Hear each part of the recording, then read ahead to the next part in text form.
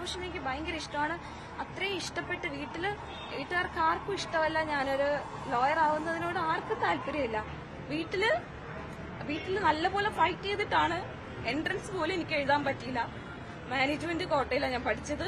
ഒരു സെമ്മിൽ പോലും ഫസ്റ്റ് ക്ലാസ്സിൽ കുറഞ്ഞ മാർക്ക് വാങ്ങിയിട്ടില്ല. അത്രയും സ്ട്രഗിൾ ചെയ്ത് അത്ര ഇഷ്ടത്തോടെയാണ് ഞാൻ പഠിച്ചത്.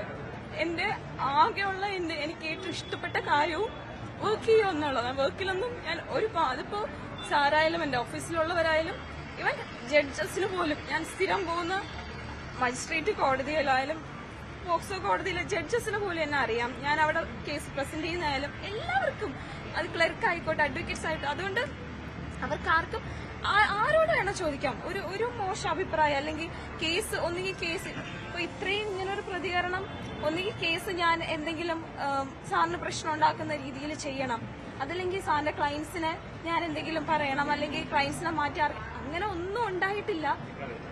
ഒരു മിസ്അണ്ടർസ്റ്റാൻഡിങ്. സാറിന്റെ പഴയ ഒരു ജൂനിയർ വീണ്ടും തിരിച്ചു വന്നു. 3 വർഷം ഞാനാ ഉണ്ടായിരുന്നു, ആ സമയത്ത് ഇല്ലായിരുന്നു. ഇപ്പൊ തിരിച്ചു വന്നിട്ട് ഒരു 3 വീക്സ് ആയിട്ടേ ഉള്ളൂ. അവര് വന്നിട്ട് അവർക്ക് എന്നോട് ഇതുവരെ ഞങ്ങൾ തമ്മിൽ പേഴ്സണലി ഒരു പ്രശ്നം ഉണ്ടായിട്ടില്ല. ഞങ്ങൾ തമ്മിൽ ഒന്നും സംസാരിച്ചിട്ട് അങ്ങനെ ഒന്നുമില്ല.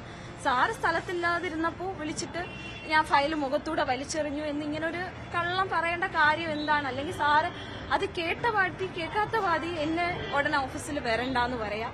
അതിനെ ഞാൻ എന്തുകൊണ്ട് 3 വർഷം ഉണ്ടായിരുന്നതാണ് സാറ്. അവിടെ ഉണ്ടായിരുന്ന മിക്ക ജൂനിയറിനോടും ഇതാണ്, മിക്കല്ല അവിടെ നിന്ന് പറഞ്ഞു വിട്ടിട്ടുള്ള എല്ലാവരോടും അതാ, പെട്ടെന്ന് വിളിച്ചിട്ട് പറയും നാളെ മുതൽ ഓഫീസിൽ വരണ്ട. നമസ്കാരം, സ്പോട്ട് ലൈവിലേക്ക് സ്വാഗതം. തിരുവനന്തപുരത്ത് സീനിയർ അഭിഭാഷകന്റെ മർദ്ദനമേറ്റ വനിതാ അഭിഭാഷകയുടെ വാക്കുകളാണിപ്പോൾ കേട്ടത്.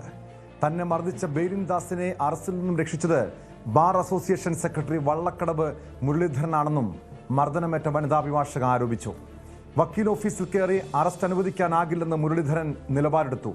സീനിയർ അഭിഭാഷകൻ ഇതിനു മുൻപും തന്നെ മർദ്ദിച്ചിട്ടുണ്ട്. മർദ്ദിച്ച ആൾക്കെതിരെ ബാർ കൗൺസിലിന് പരാതി നൽകിയെന്നും അഭിഭാഷക വ്യക്തമാക്കി.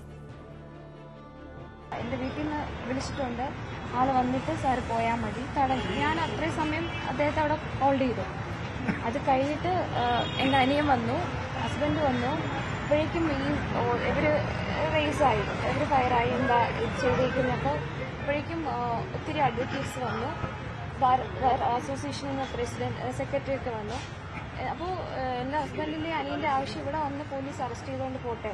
അപ്പോൾ അവർ പറഞ്ഞു ഇല്ല, വക്കീൽ ഓഫീസിൽ നിന്ന് ഒരു വക്കീലിനെ അറസ്റ്റ് ചെയ്തുകൊണ്ട് പോകാൻ ഞങ്ങൾ സമ്മതിക്കില്ല, അത് ഇവിടെ വലിയ പ്രശ്നം ഉണ്ടാക്കും. ആ സമയത്ത് ഈ അഭിഭാഷകൻ അവിടെ ഉണ്ടായിരുന്നു, ഷാമിലിയെ മർദ്ദിച്ച അഭിഭാഷകൻ അവിടെ ഉണ്ടായിരുന്നു. പോലീസിനെ അറസ്റ്റ് ചെയ്യാമായിരുന്നു, പോലീസ് പുറത്തുണ്ടായിരുന്നു. പക്ഷെ അപ്പം അഭിഭാഷകൻ ഈ പറയുന്ന പ്രതിയെ സംരക്ഷിക്കുന്ന നിലപാടാണ് ബാർ അസോസിയേഷൻ സ്വീകരിച്ചത് അല്ലേ? ആ സമയത്ത് അവിടെ നിന്ന് അറസ്റ്റ് ചെയ്ത് കൊണ്ടുപോകാൻ പറ്റില്ല. പോലീസിൽ കംപ്ലൈന്റ് ചെയ്ത് നമുക്ക് നിയമ നടപടി എടുക്കാം. വക്കീൽ ഓഫീസിൽ നിന്ന് ഒരു ലോയറെ അറസ്റ്റ് ചെയ്തുകൊണ്ട് പോകാൻ പറ്റില്ല എന്നുള്ളത്. ബെയിലിൻ ദാസ് മുൻപും മർദ്ദിച്ചുവെന്ന് യുവതി പരാതിപ്പെട്ടിട്ടുണ്ട്. 5 മാസം ഗർഭിണിയായിരിക്കെ മർദ്ദിച്ചുവെന്നാണ് പരാതി. അതേസമയം ജാമ്യമില്ലാ വകുപ്പ് പ്രകാരം കേസെടുത്ത ബെയിലിൻ ദാസിനെ ഇതുവരെയും പിടികൂടാനായിട്ടില്ല. വി വിനോദ് ചേരുന്നുണ്ട് വിവരങ്ങളുമായി. വിനോദ്, ആരാണ് ഈ അഡ്വക്കേറ്റ് ബെയിലിൻ ദാസിനെ സംരക്ഷിക്കുന്നതെന്ന് അറിയണം. കാരണം ഇതിനു മുൻപ് പോലീസ് അറസ്റ്റ് ചെയ്യാനെത്തിയപ്പോൾ ബാർ അസോസിയേഷൻ ഭാരവാഹികൾ അത് തടയുന്നു.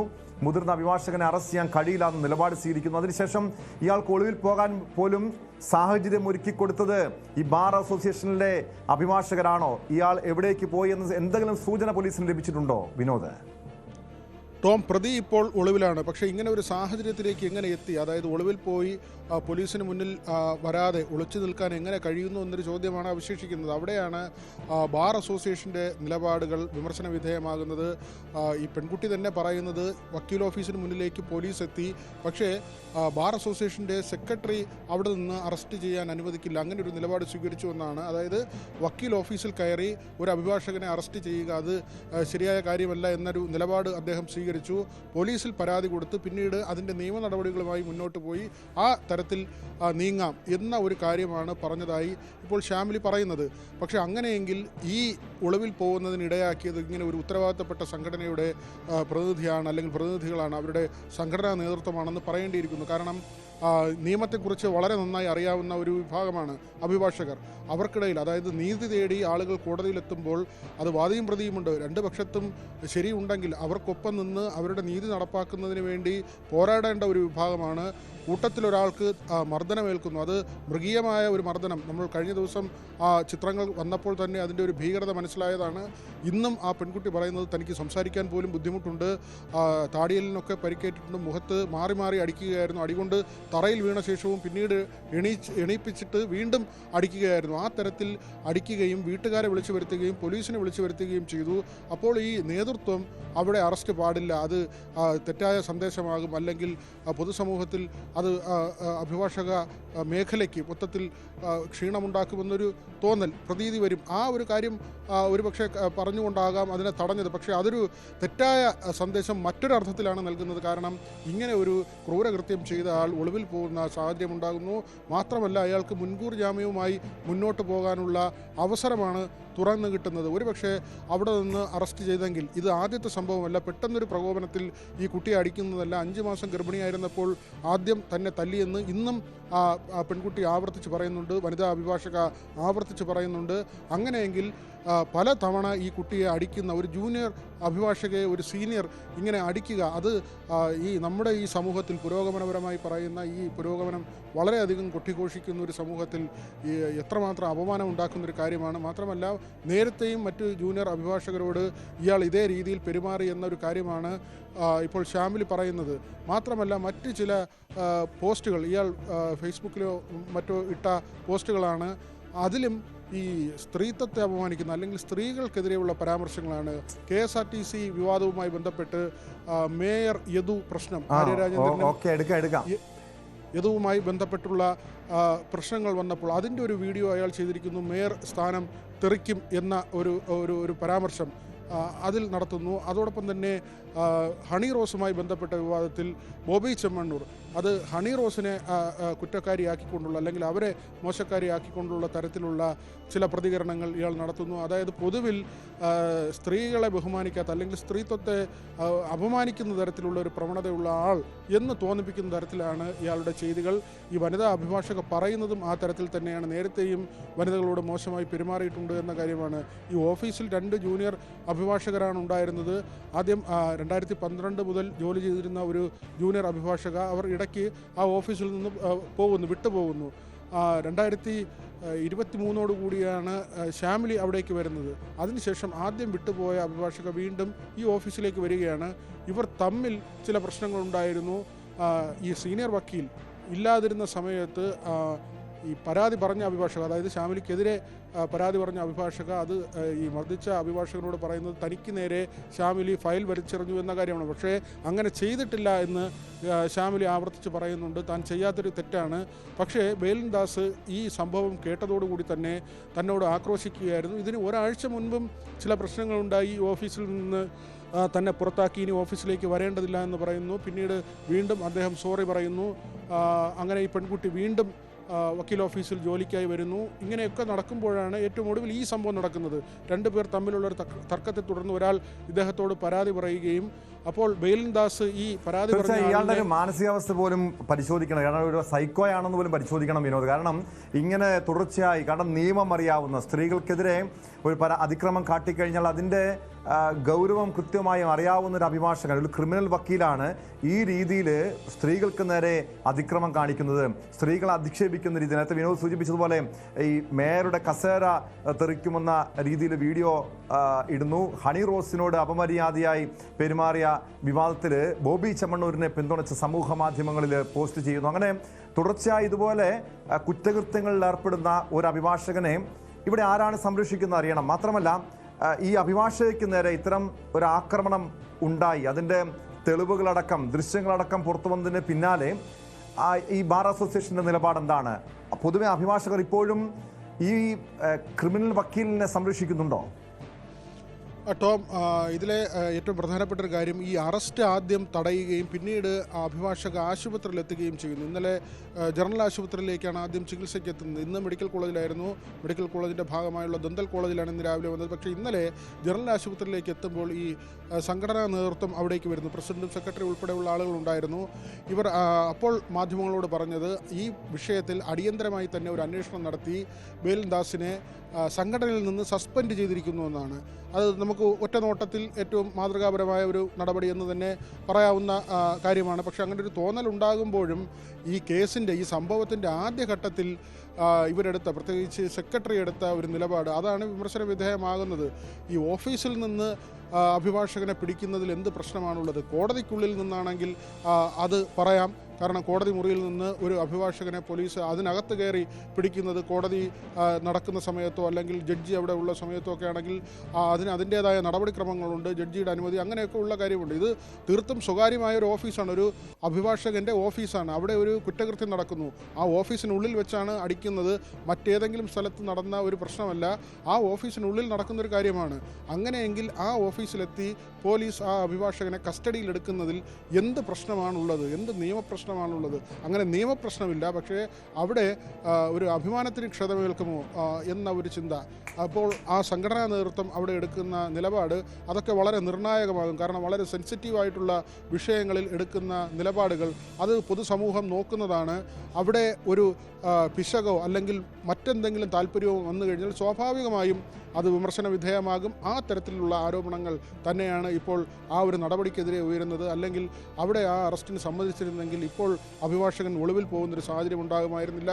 ഇപ്പോഴും അഭിഭാഷകൻ ഒളിവിലും അദ്ദേഹം മുൻകൂർ ജാമ്യത്തിന് വേണ്ടിയുള്ള ശ്രമങ്ങൾ നടത്തുന്നു. തീർച്ചയായും അഭിഭാഷകരുടെ ഭീഷണിയെ തുടർന്ന് പോലീസിന് അറസ്റ്റ് ചെയ്യാൻ കഴിയാത്ത സാഹചര്യം ഉണ്ടാകുന്നു. അതിനുശേഷം എന്തായാലും ഈ പ്രതി നിലവിൽ ഒളിവിലാണ്. ഇയാളുടെ ഫോൺ സ്വിച്ച് ഓഫ് ആണെന്നാണ് മനസ്സിലാക്കുന്നത്. പോലീസിന്റെ അടുത്ത നീക്കം എന്താണ്? ഇപ്പോൾ തെളിവെടുപ്പ്, ഈ വക്കീൽ ഓഫീസിൽ തെളിവെടുപ്പ് നടക്കുന്നു എന്നാണല്ലോ മനസ്സിലാക്കുന്നത് വിനോദ്.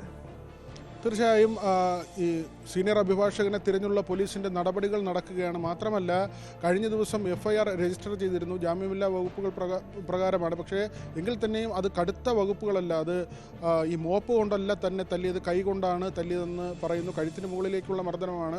സ്വാഭാവികമായും അതിൻ്റേതായ ഗൗരവമുള്ള വകുപ്പാണ്. സ്ത്രീത്വത്തെ അപമാനിച്ചതാണ്. അങ്ങനെയുള്ള കാര്യങ്ങളൊക്കെ നിലനിൽക്കുന്നുണ്ട്. എങ്കിൽ തന്നെയും ഇന്ന് ഈ പെൺകുട്ടി പറയുന്നത് ഈ കേസന്വേഷണം മുന്നോട്ട് പോകുമ്പോൾ കൂടുതൽ വകുപ്പുകൾ ആഡ് ചെയ്യും, അതിനകത്ത് FIR കൂട്ടിച്ചേർക്കുമെന്നൊരു പ്രതീക്ഷ വെച്ച് പുലർത്തുന്നുണ്ട്. മാത്രമല്ല ബാർ കൗൺസിലിന് ഇപ്പോൾ പരാതി നൽകിയിട്ടുണ്ട്. ഹൈക്കോടതിയിലെയും സുപ്രീം കോടതിയിലെയും അഭിഭാഷകർ ഈ വനിതാ അഭിഭാഷകയെ വിളിച്ച് ഐക്യദാർഢ്യം പ്രഖ്യാപിക്കുന്നുണ്ട്. അങ്ങനെയുള്ള കാര്യങ്ങളെല്ലാം നടക്കുന്നുണ്ട്. സുപ്രീം കോടതി വരെ താൻ നിയമയുദ്ധം വേണ്ടി വന്നാൽ നടത്തുമെന്നും ഈ പെൺകുട്ടി പറയുന്നുണ്ട്. കാരണം ഒന്നിൽ കൂടുതൽ തവണ മർദ്ദനമേറ്റു. മറ്റൊരു കാര്യം ടോം ഇവിടെ കാണേണ്ടത്, ഈ പെൺകുട്ടി എങ്ങനെയാണ് ഈ അഭിഭാഷക വൃത്തിയിലേക്ക് എത്തിയതെന്നതുകൂടിയാണ്. വീട്ടുകാർക്ക് തീരെ താല്പര്യമില്ലായിരുന്നു. ആ പെൺകുട്ടി ഇന്ന് കണ്ണീരോടെ പറഞ്ഞതാണ്, താൻ പഠനം നടക്കുന്ന സമയത്ത്, താൻ ഉപരിപഠനത്തിന് ശ്രമിക്കുന്ന സമയത്ത് ഈ LLBക്ക് പോകാൻ ആഗ്രഹിച്ചപ്പോൾ അത് വീട്ടുകാർക്ക് ആർക്കും താല്പര്യമുണ്ടായിരുന്നില്ല. എൻട്രൻസ് പോലും എഴുതാൻ കഴിഞ്ഞില്ല.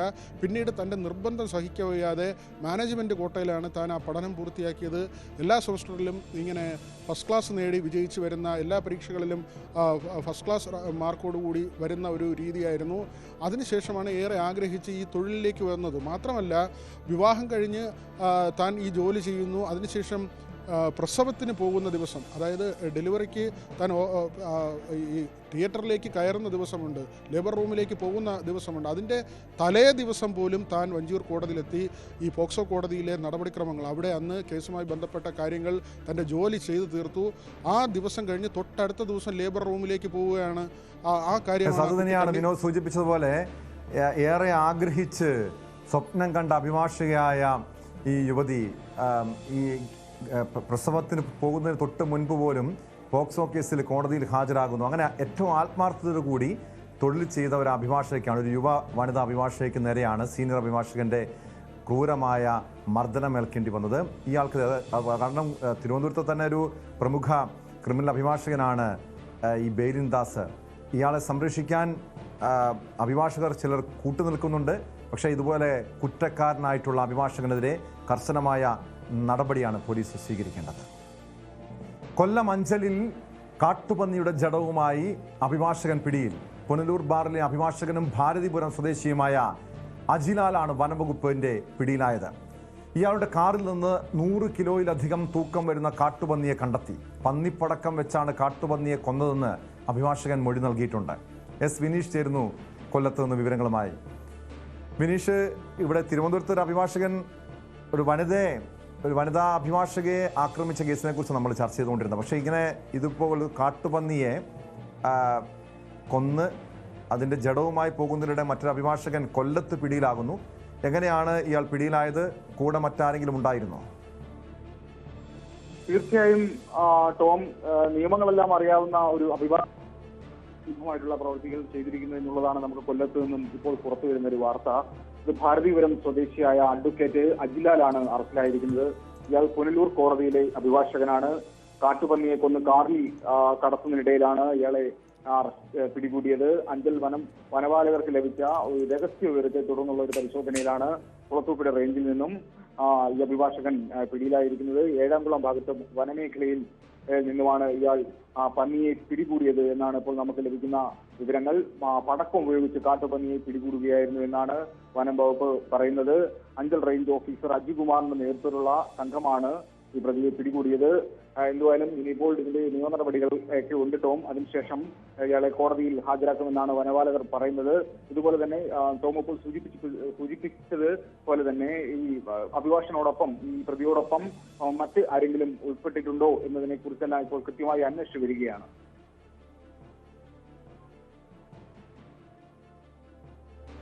വ്യക്തമാണ്. എസ് വിനീഷാണ് വിവരങ്ങൾ നൽകിയത്. കോഴിക്കോട് താമരശ്ശേരിയിൽ ലഹരിക്കടിമയായ ഭർത്താവ് യുവതിയെ ക്രൂരമായി മർദ്ദിച്ചെന്ന് പരാതി. അർദ്ധരാത്രി വീട് വിട്ടോടിയ യുവതിയെയും മകളെയും നാട്ടുകാർ ആശുപത്രിയിൽ എത്തിച്ചു. വീടിനകത്തു വെച്ചായിരുന്നു മർദ്ദനം. തുടർന്ന് വെട്ടിക്കൊല്ലുമെന്ന് പറഞ്ഞ് കൊടുവാളുമായി വീടിന് ചുറ്റും ഓടിച്ചെന്നും തടയാൻ ശ്രമിക്കുന്നതിനിടെ 8 വയസ്സുകാരി മകൾക്കും ഭർത്തൃമാതാവിനും പരിക്കേറ്റെന്നും പരാതിയിൽ പറയുന്നുണ്ട്. ഞാൻ മോളെയും കൊണ്ട് മൂക്ക് തേനീച്ച കുത്തിയിട്ട് ഹോസ്പിറ്റലിലായിരുന്നു. കോളേജിലായിരുന്നു. ഐസിയുലൊക്കെ കിടന്നും കണ്ട് 4 ദിവസമായി. ഡിസ്ചാർജ് ചെയ്തും കണ്ട് പുരയ്ക്ക് പോയതായിരുന്നു. പുരയെ പോയി കണ്ടിട്ട് മാപ്പിള വന്നും കണ്ട് തുടങ്ങിക്ക് കച്ചറ. അത് കഴിഞ്ഞും കണ്ടിട്ട് നല്ലോണം എന്നെ മർദ്ദിച്ച് കൊല്ലുമെന്ന് പറഞ്ഞ് തന്നെ മർദ്ദിച്ചതാ. കൊടുവാളും കൊണ്ട് എൻ്റെ വൈത്താരോട് ഞാൻ എൻ്റെ മോളെയും കൊണ്ട് ഓടി രക്ഷപ്പെടാൻ വേണ്ടിയിട്ടല്ല, എൻ്റെ മോളെയും കൊണ്ട് ആ വണ്ടീൻ്റെ മുന്നിൽ ചാടാൻ വേണ്ടിയിട്ട് പോയതാ. അങ്ങനെ കുറച്ച് നാട്ടുകാർ കണ്ടും കണ്ട് പിടിച്ച് വലിച്ച് കൊണ്ടുപോയതാ. എൻ്റെ കല്യാണം കഴിഞ്ഞേ ഉണ്ട്. അന്നൊക്കെ ക്ഷമിച്ച് നിന്നും കണ്ടിട്ട് നന്നായി കഴിക്കുക വിചാരിച്ച്. അപ്പോൾ നല്ലോണം അടിക്കലല്ല കത്തി അരിയത്ത് വെച്ച് കടക്കല കുത്തുന്ന് പറഞ്ഞു കണ്ടിട്ട്. നല്ലോണം മദ്യപിക്കും. വേറെ എന്തെങ്കിലും ലഹരിയൊക്കെ ഉപയോഗിക്കണ്ട. ചുണ്ടിൻ്റെ അടിയിലൊക്കെ വെക്കലുണ്ട്. എന്തോ ഒരു പാക്കറ്റൊക്കെ കാണുന്നുണ്ട്.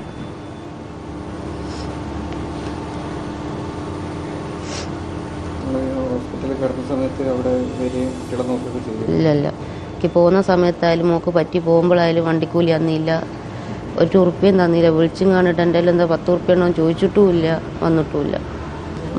മോക്ക് ഇന്നെ പിടിച്ചപ്പോൾ ഒക്കെ സങ്കടമായിട്ടേ ഇന്നെ വന്ന് പിടിക്കാൻ നോക്കിയപ്പോൾ ഓളെ ചുമരിനിട്ട് കുത്തിക്ക് തള്ളിയിട്ടേക്ക്. ഉമ്മാക്ക് എല്ലാം കിട്ടിയേക്ക്. ഉമ്മാനെ പിടിച്ച് ഉന്തിയും കൊല്ലാൻ നോക്കി ഉമ്മാൻ്റെ പുറകിലും കൊടുവാളെടുത്ത് ഓടിക്ക്. MS അനീഷ് കുമാർ ചേരുന്നുണ്ട് കോഴിക്കോട് നിന്ന് വിവരങ്ങളുമായി. അനീഷ്, ലഹരിക്കടിമകളായ യുവാക്കൾ അമ്മയെയും ഭാര്യയെയും വെട്ടിക്കൊലപ്പെടുത്തിയ നാടാണ്. അതേ താമരശ്ശേരിയിൽ നിന്ന് തന്നെ ലഹരിക്കടിമയായ മറ്റൊരു യുവാവിൻ്റെ പരാക്രമത്തെക്കുറിച്ചുള്ള വാർത്ത വരുന്നു. ഭാര്യയെയും കുഞ്ഞിനെയും കൊലപ്പെടുത്താൻ ശ്രമിക്കുന്നു, ക്രൂരമായി മർദ്ദിക്കുന്നു. എന്താണ് അവിടെ സംഭവിച്ചത്?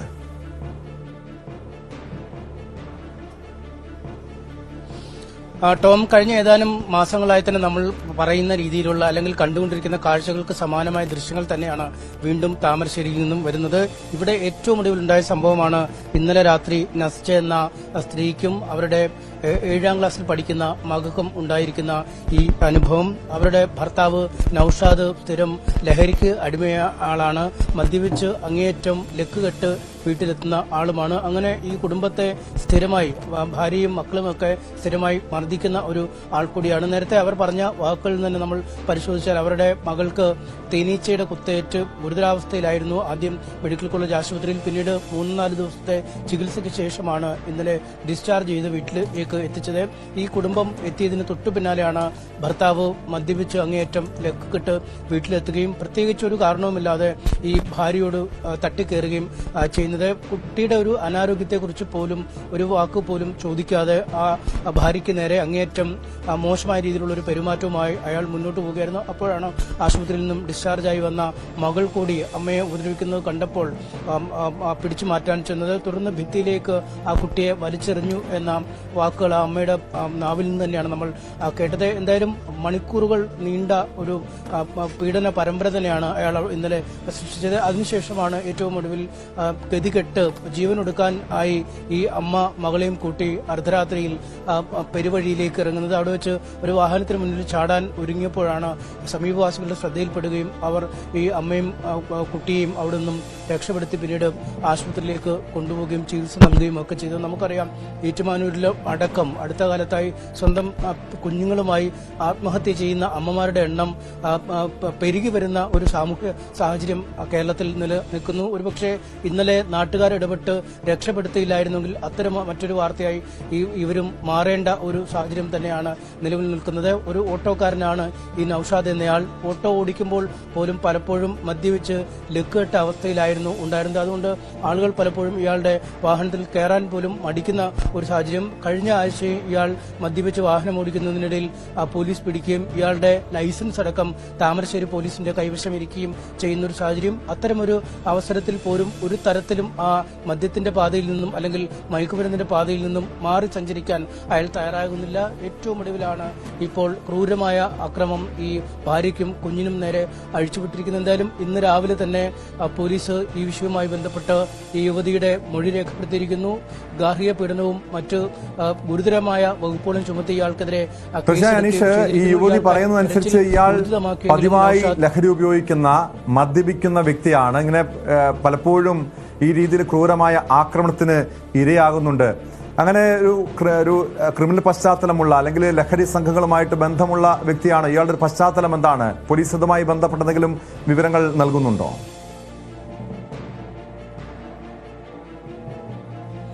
പോലീസിൽ നിന്ന് നമുക്ക് പ്രാഥമിക വിവരമനുസരിച്ച് ഇയാൾ ലഹരിക്കടിമയായ ഒരു ആൾ തന്നെയാണ്. പ്രത്യേകിച്ചും ഈ താമരശ്ശേരി അമ്പായത്തോട് മേഖലയിൽ നിന്നും ഒരുപാട് ലഹരിയുമായി ബന്ധപ്പെട്ട വാർത്തകളാണ് കഴിഞ്ഞ ഏതാനും മാസങ്ങൾക്കിടെ പുറത്തു വന്നുകൊണ്ടിരിക്കുന്നത്. ഇവിടെ ലഹരിക്കെതിരായ പ്രവർത്തനങ്ങളും വിവിധ സാമൂഹിക സംഘടനകളുടെയും മതസംഘടനകളുടെയും ഭാഗത്തു നിന്നൊക്കെ ഉണ്ടാവുന്നെങ്കിൽ പോലും ഈ ലഹരിക്കടിമയായ ആളുകൾ അല്ലെങ്കിൽ ഈ ശൃംഖലയ്ക്കുള്ളിൽ പ്രവർത്തിക്കുന്ന ആളുകൾക്ക് യാതൊരു മാറ്റവും ഇത്തരം സാമൂഹ്യ നീക്കങ്ങൾ വരുത്തുന്നില്ല എന്നതാണ് ഏറെ ശ്രദ്ധേയമായ കാര്യം. നേരത്തെ ഭാര്യ തന്നെ പറഞ്ഞതനുസരിച്ച് ഏതാനും ദിവസങ്ങൾക്ക് മുമ്പാണ് ഈ മദ്യപിച്ച് ലക്കുകെട്ട അവസ്ഥയിൽ വാഹനമോടിച്ച നൌഷാദിനെ പോലീസ് പിടികൂടുകയും കസ്റ്റഡിയിലെടുക്കുകയും ഒക്കെ ചെയ്തു. പിന്നീട് ഇയാളുടെ ലൈസൻസ് പോലീസ് പിടിച്ചുവെക്കുന്ന ഒരു സാഹചര്യം ഉണ്ടാവുകയും ചെയ്തു. പക്ഷേ ഇതിനുശേഷവും ഇയാൾ വാഹനം ഓടിച്ച് ആ സ്ഥലത്തൂടെ ആളുകളുമായി പോവുകയും ഒക്കെ ചെയ്തിരുന്ന ഒരു കാഴ്ച. രാവിലെ തന്നെ യാത്രയ്ക്കായി പുറപ്പെടുമ്പോൾ മദ്യം വാങ്ങി സീറ്റിനടിയിൽ സൂക്ഷിച്ചാണ് അയാളുടെ ദിവസം ആരംഭിക്കുന്നത്. ഒപ്പം ഈ മദ്യത്തിനപ്പുറം ചില പാക്കറ്റുകളും മറ്റുമൊക്കെ ആ മുറിക്കുള്ളിൽ പലയിടങ്ങളിലുമായി വീടിന്റെ പാരപ്പറ്റിലും മറ്റുമൊക്കെ പലയിടത്തായി സൂക്ഷിച്ചിരുന്നു എന്നൊക്കെ ആ യുവതി പറയുന്നുണ്ട്. അതായത് പൂർണ്ണ തോതിലുള്ള ഒരു മദ്യത്തിനും മയക്കുമരുന്നിനും അടിമയായ മനുഷ്യൻ എന്ന് തന്നെ ഇയാളെ പറയേണ്ടി വരും. ഇയാളോടൊപ്പമുള്ള ജീവിതം ഇനി അങ്ങേയറ്റം ദുഷ്കരമാണ് എന്ന് ആ വീട്ടമ്മയ്ക്കും കുട്ടികൾക്കും മനസ്സിലായിരിക്കുന്നു. ഇന്ന് രാവിലെ പോലീസിൽ പരാതിപ്പെട്ടതിന് തൊട്ടു പിന്നാലെ ഈ യുവതിയും കൂട്ടി ആ വീട്ടിലേക്ക് പോലീസ് എത്തുകയും അവരുടെ വസ്ത്രങ്ങളും മറ്റ് വസ്തുക്കളുമൊക്കെ എടുത്തുകൊണ്ട് വരികയും ചെയ്തിരിക്കുന്നു. എന്തായാലും കൃത്യമായ ഒരു നിയമ നടപടി ഇക്കാര്യത്തിൽ ഇയാൾക്കെതിരെ വേണം എന്ന ഒരു ആവശ്യമാണ് കുടുംബം മുന്നോട്ട് വയ്ക്കുന്നത്. ഇക്കാര്യമൊക്കെ നേരത്തെ ഈ ശല്യം വല്ലാതെ പെരുകിയാൽ പോലീസിൽ പരാതി നൽകുമെന്നതടക്കമുള്ള കാര്യങ്ങൾ പലപ്പോഴായി ഈ വീട്ടമ്മ പറഞ്ഞിട്ടുണ്ട്. പക്ഷെ അപ്പോഴും താൻ അകത്തായാലും 1-2 ആഴ്ചയ്ക്കുള്ളിൽ പുറത്തിറങ്ങും, അതിനുശേഷം നിനക്ക് ബാക്കി വെച്ചിട്ടുണ്ട് എന്ന രീതിയിലൊക്കെയാണ് ഇയാൾ പറഞ്ഞിരുന്നത്. അതുകൊണ്ട് താൽക്കാലികമായി ഇയാൾ ജയിലിനുള്ളിലേക്ക് പോയാലും അയാൾ തിരിച്ചെത്തുമ്പോൾ വീണ്ടും ആക്രമിക്കാനുള്ള സാധ്യതകൾ തള്ളിക്കളയാൻ കഴിയില്ല. അതൊരു വലിയ ഭയമായി തന്നെ ഈ കുടുംബത്തെ ബാധിച്ചിരിക്കുന്നു. കേവലം 30 വയസ്സ് മാത്രം ഉള്ള ഒരു യുവതിയാണ് ഇയാളുടെ ഇത്രയധികം പീഡനങ്ങൾക്ക് ഇരയാവേണ്ടി വരുന്നത്. കൃത്യം 18 വയസ്സ് കഴിഞ്ഞപ്പോൾ വിവാഹം കഴിച്ച് അയച്ച ഒരു യുവതി കൂടിയാണ് ഇത്. ടോം.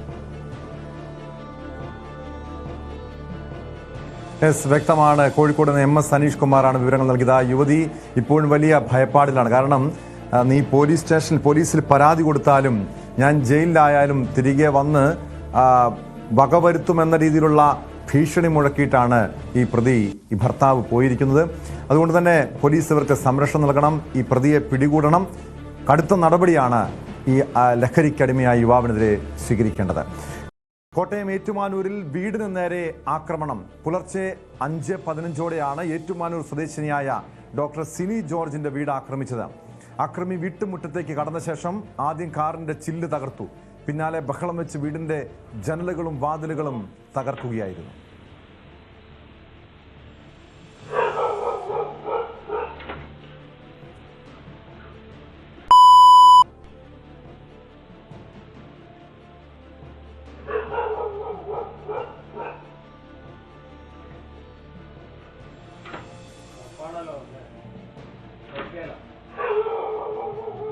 കത്തിക്കാൻ പോകണേ, എന്നാ കത്തിച്ചേക്കാം. ആ വണ്ണം നിങ്ങൾ തൊടാം.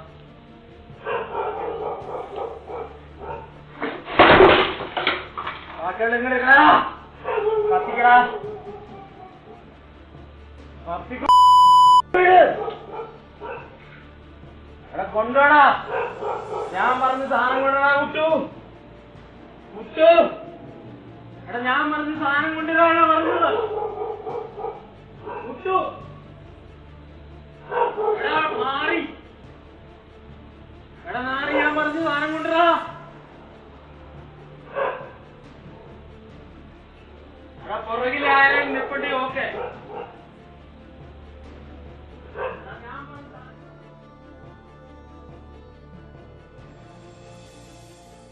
പ്രതി വയനാട് സ്വദേശിയായ ജിൻസിനെ ഏറ്റുമാനൂർ പോലീസ് അറസ്റ്റ് ചെയ്തു. മദ്യലഹരിയിലാണ് ആക്രമണം നടത്തിയതെന്ന് പോലീസ് അന്വേഷണത്തിൽ വ്യക്തമായിട്ടുണ്ട്.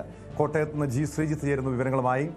ശ്രീജിത്ത്, എന്തിനാണ് ഇയാൾ ആക്രമണം നടത്തിയതെന്ന കാര്യത്തിൽ വ്യക്തത വന്നിട്ടുണ്ട്? മാത്രമല്ല, ഈ വയനാട് സ്വദേശിയായ ജിൻസ് എങ്ങനെയാണ് ഈ ഏറ്റുമാനൂരിലെത്തിയത്?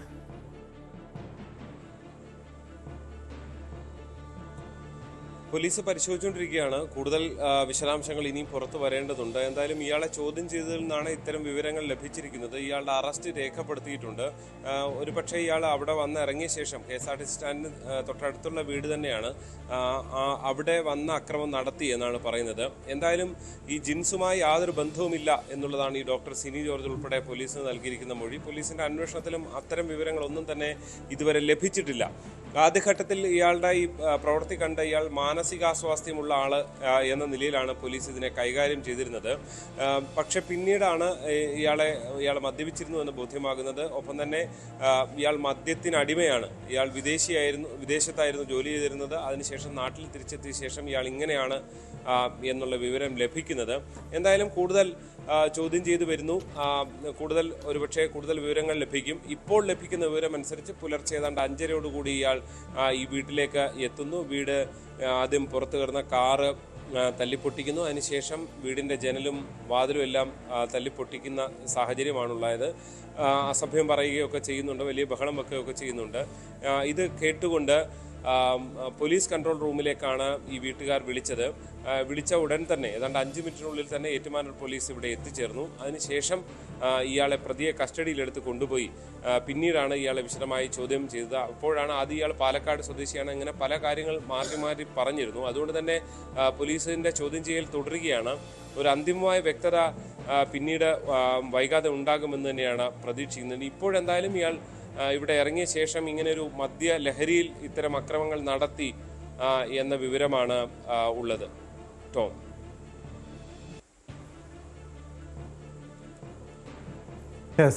തീർച്ചയായും അങ്ങനെ എന്തായാലും ഇയാളുടെ ഒരു പശ്ചാത്തലം പരിശോധിക്കേണ്ടതാണ്. വെറും മദ്യലഹരിയിൽ മാത്രമാണോ അവിടെ എത്തിയത്? അതിനപ്പുറം ഇയാളുമായി യാതൊരു പരിചയവുമില്ലെന്നാണല്ലോ ഈ ഡോക്ടറും കുടുംബവും പറയുന്നത്. പക്ഷേ എന്തായിരിക്കാം ഈ വീട് തെരഞ്ഞെടുത്ത് ആക്രമണം നടത്തിയത്? മറ്റെവിടെയെങ്കിലും ഈ സമീപ ദിവസങ്ങളിൽ അല്ലെങ്കിൽ ഈ ആക്രമണം നടക്കുന്ന തൊട്ട് മുൻപുള്ള സമയങ്ങളിൽ എവിടെയെങ്കിലും ആക്രമണം നടന്നതായിട്ടുള്ള വിവരങ്ങൾ പോലീസിന് ലഭിച്ചിട്ടുണ്ടോ?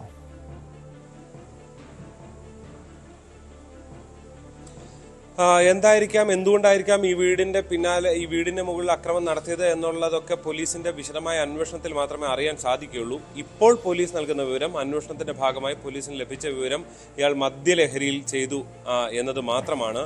ഈ കുടുംബവുമായി യാതൊരു ബന്ധവുമില്ല, പരിചയവുമില്ല എന്നുള്ളത് കുടുംബക്കാർ മൊഴി പറയുന്നു. ഒപ്പം തന്നെ ഇയാളിൽ നിന്നും പിന്നീട് മദ്യലഹരി എന്നുള്ള വിവരമാണ് ഇയാളിൽ നിന്നും അറിയാൻ കഴിഞ്ഞത് എന്നാണ് പോലീസ് പറയുന്നത്. എന്തായാലും ഏറ്റുമാനൂർ പോലീസ് സ്റ്റേഷനിലാണ് ഇയാൾ ഉള്ളത്. ഇയാളുടെ ചോദ്യം ചെയ്യൽ പുരോഗമിച്ചുകൊണ്ടിരിക്കുന്നതേ ഉള്ളൂ. മറ്റേതെങ്കിലും വീടുകളിൽ എന്തെങ്കിലും തരത്തിലുള്ള അക്രമം ഈ ദിവസങ്ങളിൽ ഇവിടെ നടത്തിയതായുള്ള വിവരവും ഇതുവരെ പോലീസ് പങ്കുവെക്കുന്നില്ല. വയനാട് ഇത്തരം സംഭവങ്ങളുണ്ടോ, ഇതെല്ലാം എന്തായാലും പരിശോധിക്കുമെന്ന കാര്യത്തിൽ യാതൊരു സംശയവുമില്ല. കാരണം വയനാട് നിന്നൊരാൾ ഇവിടെ എത്തി എങ്ങനെ അക്രമം നടത്തി എന്നത് തീർച്ചയായും പരിശോധിക്കപ്പെടേണ്ടതാണ്, സ്വാഭാവികമായിട്ടും. പക്ഷേ ഇപ്പോൾ നൽകിയ അന്വേഷണത്തിൽ അത്തരം വിവരങ്ങളിൽ പോലീസ് ചൂണ്ടിക്കാട്ടുന്നത് ഇയാൾ മദ്യലഹരിയിലാണ് എന്നുള്ളതാണ്. മാനസിക വിഭ്രാന്തി ഇയാൾക്കുണ്ട് എന്നുള്ള സൂചനകൾ ആദ്യഘട്ടത്തിൽ പുറത്തു വന്നിരുന്നു. പക്ഷേ പിന്നീട് ഇയാൾ മദ്യലഹരിയിലാണ് ഇങ്ങനെ ചെയ്യുന്നത് എന്നാണ് പോലീസ് പറയുന്നത്. എന്തായാലും അന്വേഷണം നടന്നു വരുന്നതേ ഉള്ളൂ. പോലീസ് കൂടുതൽ കാര്യങ്ങൾ ചോദിച്ച് മനസ്സിലാക്കി വരുന്നതേ ഉള്ളൂ. അതുകൊണ്ട് തന്നെ ഒരുപക്ഷെ ഇതിനപ്പുറത്തേക്ക് എന്തെങ്കിലും ഉണ്ടാകുമോ എന്നുള്ളത് വൈകാതെ അറിയാൻ സാധിക്കുമെന്നാണ് പ്രതീക്ഷിക്കുന്നത്. ടോം, സ്പോട്ട് ലൈവിലേക്ക് വീണ്ടും.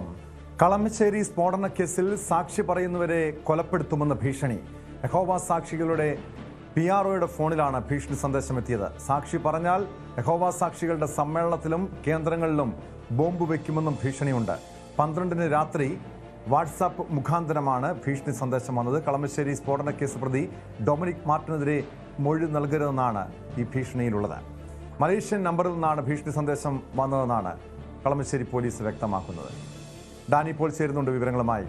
ഡാനി, കളമശ്ശേരി സ്ഫോടന കേസിൽ വിദേശ ബന്ധവും അന്വേഷിക്കുന്ന തലത്തിലേക്ക് കാര്യങ്ങൾ നീങ്ങുന്നൊരു സാഹചര്യമുണ്ട്. അതിനിടെയാണ് ഇത്തരം ഒരു ഭീഷണി സന്ദേശം യഹോവ സാക്ഷികൾക്ക് നേരെ വന്നിരിക്കുന്നത്. ഇതിൻ്റെ ഉറവിടം എവിടെയാണ് എന്ന് സംബന്ധിച്ച് എന്തെങ്കിലും വിവരമുണ്ടോ? കളമശ്ശേരി പോലീസിൻ്റെ അന്വേഷണം എങ്ങനെയാണ് നീങ്ങുന്നത്?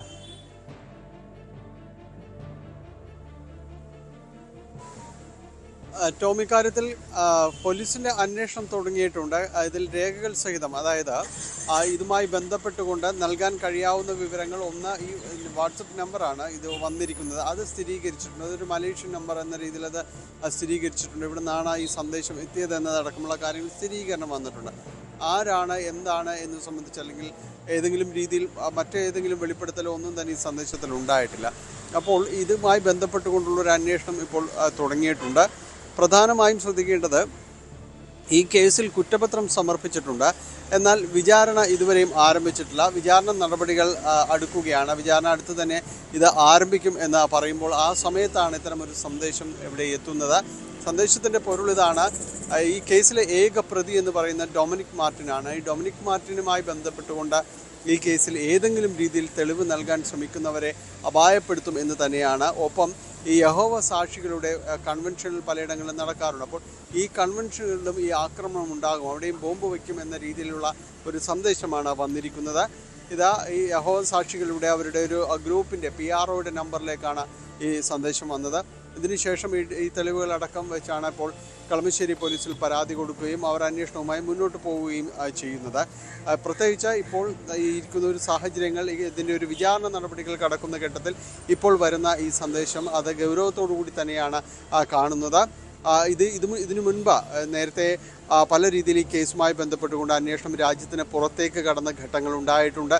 കാരണം ഇയാളുടെ ഈ ഡൊമിനിക് മാർട്ടിൻ്റെ വിദേശത്തുള്ള പരിചയങ്ങൾ, ബന്ധങ്ങൾ, ഇതെല്ലാം തന്നെ അന്വേഷിക്കണമെന്ന രീതിയിൽ തന്നെയാണ് പോലീസ് മുന്നോട്ട് പോകുന്നത്, അന്വേഷണ സംഘം മുന്നോട്ട് പോകുന്നത്. അതിനുവേണ്ടിയുള്ള അനുമതി അടക്കം അവർ നേടുകയും ചെയ്തിട്ടുണ്ട്. പ്രത്യേകിച്ച് ഈ ബോംബ് നിർമ്മാണം അയാൾ സ്വായത്തമാക്കിയത്, ഇയാൾ ഇതുവരെ നൽകിയിരിക്കുന്ന മൊഴിയും കാര്യങ്ങളും എല്ലാം പറയുന്നത് ഇയാളത് യൂട്യൂബ് നോക്കിയും മറ്റും പഠിച്ചു എന്നുള്ള രീതിയിലാണ് എല്ലാം പറഞ്ഞിരിക്കുന്നത്. പക്ഷേ അത് അത്ര കണ്ട വിശ്വാസത്തിൽ ഇപ്പോഴും പോലീസ് അത് എടുത്തിട്ടില്ല. അന്വേഷണ സംഘങ്ങൾ ഇതുവരെയും ആ രീതിയിലേക്ക് കണ്ടിട്ടില്ല.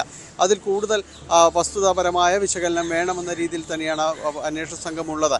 അതോടൊപ്പം തന്നെ ഇയാളിലേക്ക് വന്ന കോളുകൾ, ഇയാൾ പുറത്തേക്ക് വിളിച്ച കോൾ, സംശയാസ്പദമായ 2 നമ്പറുകൾ അതിലുണ്ട് എന്ന വിവരങ്ങളെല്ലാം തന്നെ ഈ ഇടയ്ക്ക് പുറത്തു വന്നിരുന്നു. രാജ്യത്തിന് പുറത്തേക്ക് ഒരു കോൾ പോയിട്ടുണ്ട് എന്ന രീതിയിലടക്കം കാര്യങ്ങൾ വന്നിരുന്നു. മാത്രവുമല്ല, ഇയാൾ നേരത്തെ ഈ ഗൾഫ് മേഖലയിൽ ജോലി ചെയ്തിരുന്ന ഒരാളാണ്. അപ്പോൾ ഈ കാര്യങ്ങളിൽ വിശദമായ ഒരു അന്വേഷണം. ഏകപ്രതി ഈ ഡൊമിനിക് മാർട്ടിൻ മാത്രമാണ്. പക്ഷേ ഇയാളുടെ പശ്ചാത്തലം പോലീസ് അന്ന് തന്നെ പരിശോധിച്ചപ്പോൾ ഇയാൾ വിദേശത്ത് കുറച്ചുനാൾ ജോലി ചെയ്തിട്ടുണ്ട്. പിന്നീടാണ്, കാരണം അന്ന് തന്നെ ഈ ബോംബ് സ്ഫോടന കേസിൽ നിരവധി പേരുടെ ജീവൻ നഷ്ടപ്പെട്ട ഈ സ്ഫോടന കേസിൽ വിദേശ ബന്ധം പരിശോധിക്കണമെന്ന ആവശ്യമൊക്കെ ഉയർന്നെങ്കിലും പോലീസ് ആ തലത്തിലേക്ക് നീങ്ങിയിരുന്നില്ല. അതിന് പിന്നാലെയാണ് ചില സൂചനകൾ പോലീസിന് ലഭിക്കുന്നത്. ഇയാൾക്ക് വിദേശ ബന്ധമുണ്ട്, എങ്ങനെയാണ് ഈ ബോംബ് ഉണ്ടാക്കാനുള്ള രീതികളൊക്കെ ഇയാൾ പഠിച്ചതുമായി ബന്ധപ്പെട്ടൊക്കെ പോലീസ് വിശദമായി പരിശോധിച്ചു. ഇപ്പോൾ ഈ ഒരു ഭീഷണി സന്ദേശം കൂടി എത്തുമ്പോൾ ഇതിന് പിന്നിൽ, ഈ ഡൊമിനിക് മാർട്ടിന് പിന്നിൽ മറ്റാരെങ്കിലും ഉണ്ടോ തുടങ്ങിയ സംശയങ്ങൾ ഉയരുന്നുണ്ടല്ലോ. പോലീസ് അങ്ങനെയെങ്കിൽ പോലീസ് ഈ ഒരു കേസ് വീണ്ടും പുനഃപരിശോധിക്കാനുള്ള സാധ്യതയുണ്ടോ? കൂടുതൽ